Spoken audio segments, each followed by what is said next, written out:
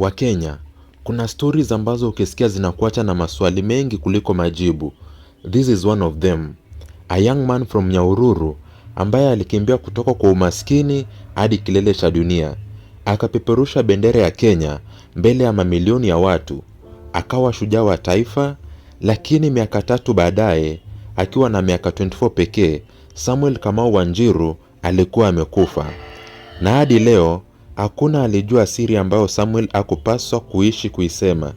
Leo, si story ya medal pekee, ni story ya ndoto, mafanikio, mapenzi, pesa, pressure na kifo kilichoacha taifa nzima likiwa na majonzi na maswali ajabu. Karibu kwenye simulizi ya Samuel Kamau Wanjiru. Samuel Kamau Wanjiru alizaliwa tarehe 10 Novemba 1986 pale Nyahururu. Maisha hayakuwa rahisi, hakuzaliwa na silver platter.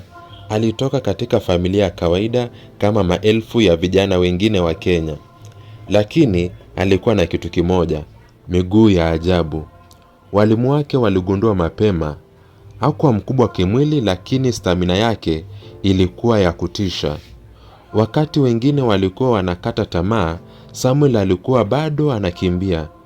Bila expensive shoes, bila sponsorship, bila spotlight, ndoto yake ilikuwa moja, kubadilisha maisha ya familia yake.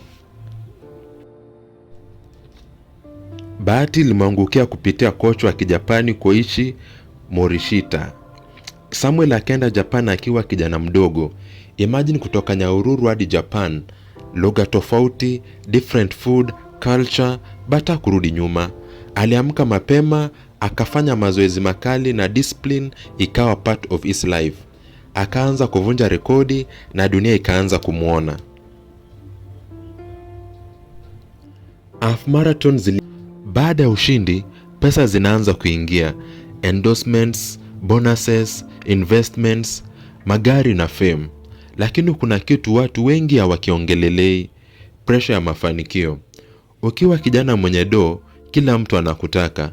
Marafiki wapya wanaibuka. Familia na country pia zina expectations. Watu wanasema usituangushe. Polepole headlines zilianza kubadilika. Kutoka kwa Olympic hero to domestic disputes, alcohol allegations, court cases. Ripoti zikadai his marriage ilikuwa inapitia misukosuko. Na December 2010 alishikwa kwa kumtishia mkewe na kumiliki A47. Samuel alisema alikuwa amewekewa mitego. Lakini image yake ilianza kubadilika.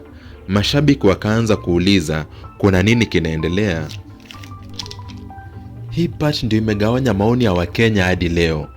That night, Samuel alikuwa nyumbani kwake Nyahururu. Ripoti zinasema kulikuwa na mzozo baada ya mkewe kumkuta akiwa na mwanamke mwingine ndani ya nyumba. Dakika chache baadaye, Samuel alikuwa ameanguka kutoka kwa balkoni ya nyumba yake. Alifariki akiwa na miaka 24 pekee. Kenya ilisimama. Radio stations, TV bulletins, magazetini na everywhere. Samuel Wanjiru is dead. Lakini swali ilibaki ni, alianguka, alijirusha au alisukumwa? Uchunguzi ulifanyika, theories zikazaliwa. Familia yake ilisema mtoto wetu hakujiua. Serikali ikafanya inquest miaka baadaye. Pathologist akasema baadhi ya majeraha yalionekana kutolingana na suicide.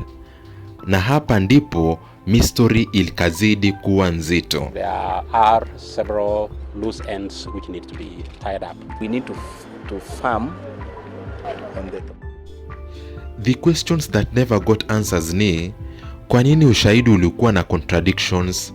Nani alikuwa ndani ya nyumba? Nini hasa kilitokea ndani ya dakika za mwisho? Je, ukweli wote ulikuwa wazi ama kulikuwa na puzzles ambavyo havitawahi kupatikana? Mpaka leo hakuna jibu linalokubalika na kila mtu. Samuel Wanjiru alikuwa zaidi ya mwanariadha. Alikuwa symbol of hope.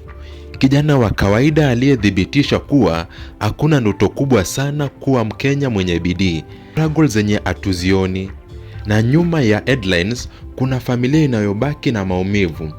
Leo tunamkumbuka kama shujaa aliyebadilisha historia ya Kenya forever, lakini pia kama fumbo ambalo taifa alijawahi kulisahau.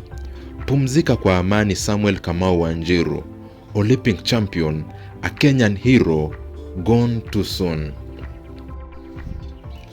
Na wewe unaamini nini? Ilikuwa ajali, suicide, ama kuna ukweli ambao bado haujafichuliwa?